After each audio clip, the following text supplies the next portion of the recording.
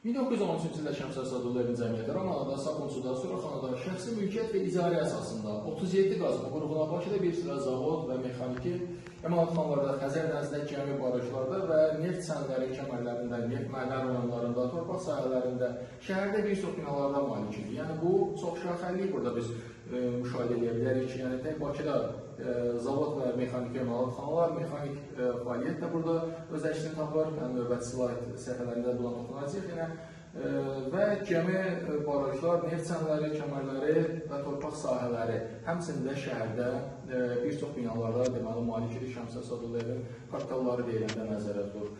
Bərabərində Murçan Muxtarov haqqında qeyd edə bilərəm. Murçan Muxtarov haqqında qeyd edə bilərəm ki, qazma istehsal alətlərinin sahibkarı, sindikatı və Bakı neft quyuları qazanan istehsalçılar cəmiyyətinin ən əsas üzvlərindən biri idi. Murçan Muxtarovun zavodlarının illik istehsal həcmi 2 milyon rubla bərabər hesab olunurdu neft emal sənaye sahəsində. Neft emal sənaye sahəsindən sonra biz sənayenin digər sahələri haqqında da danışa bilərik. Bu haqda da deyək ki, müəyyən məlumatlar mövcuddur. Belə ki, dağ mədən, mexaniki istehsal, energetika, toxuculuq, pambıq təmizləmə, ipək emalı, yeyinti sənayesi, nəqliyyat, rabitə, bank kredit sistemi, ticarət.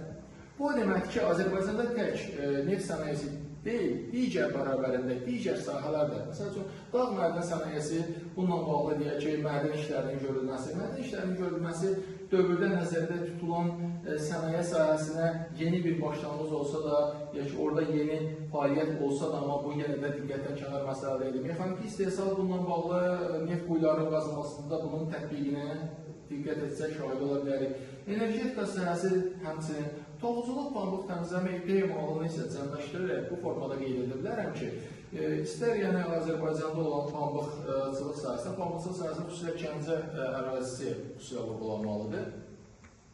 Gəncə ərazisindən də bərabərdə orada əldə olunan pambığın nəticəsində toxuculuqda istifadə olunması və Nuxanın xüsusilə, yəni Şəki ərazisinin müasir dövrdə qeyd olunduğu ipək emalı cəhətdən xüsusilə seçilməsi, vurğulanması burada diqqət çəkən haldır. Yeyinti sənayesinin yenə ölkədə deyək ki, aydındır ki, dövr olaraq tələbə sahələrindən biri idi. Nəqliyyat bərabərində yenə ən vacib sahələrdəndir, rabitə və bank kredit sistemi üzərində dayanmaq istəyirəm. Bank kredit sistemi üzərində dayanmaqda məqsədim, yəni burada nəzərdə tutulurdu ki, demək, bank kredit sistemi möhtəkirliyin qarşısını almaq məqsədi ilə yaradılmışdır. Möhtəkirliyin qarşısını almaq məqsədi və bazar iqtisadiyyatına qarşı yönəlmiş bir siyasət idi. Təbii ki, bu dövrə uyğun olaraq 20-ci əsrin əvvəlləri olmasına baxmayaraq, Azərbaycan siyasi hadisələrini nəzərdə tutaraq bank kredit sistemi o qədər öz rolun, deyək ki, aktivliyin doğrultmasa da belə, amma bu nəzərdə tutulan digər fəaliyyət sahələri içərisində qeyd olunmaqdadır. Ticarət sahəsi də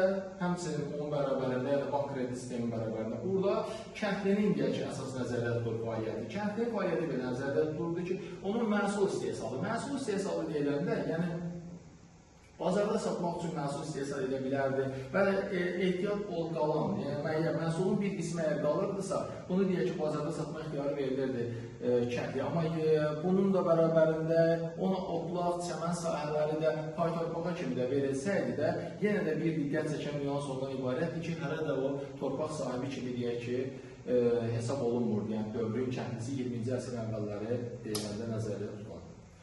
Slaydın son səhifəsində də, yəni biz burada hal-hazırda müasir iqtisadi bölgü üzrə ərazilərin təsvirini görürük. Müasir iqtisadi bölgü dediyim Azərbaycan 2025-ci ildə dövlət başçısı tərəfindən konstitusiya və suverenliyi elan olması ilə əlaqədar yeni iqtisadi bölgü 2023-cü il antiterror əməliyyatından sonra həyata keçirilən iqtisadi bölgü nəticəsində dövrün deməli təsvirini görürük ərazilər üzrə və ötən deməli danışdığım hal-hazırki mövzu üzərində hansı ərazilər ki qeyd olunmuşdur ki, o əraziləri bu iqtisadi bölgü üzərində göstərmək istəyirəm. Məsəl üçün burada qeyd edə bilərik Zaqatala xüsusilə qeyd olunan ərazilərdən də Şəkini xüsusilə qeyd edə bilərik, mütərəqqi ərazilərdən biri kimi qeyd olunduğu Şamaxını xüsusilə qeyd edə bilərik biz bu mövzuda bərabərində.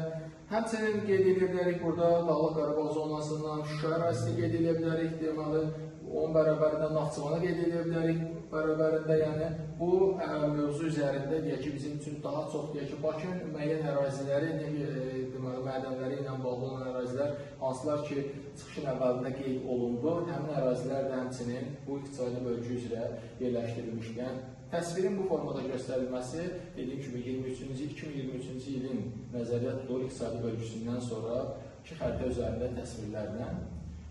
Bugün bu mövzu haqqında deyiləcəklər bu qədər. Növbəti mövzuda görüşənə qədər.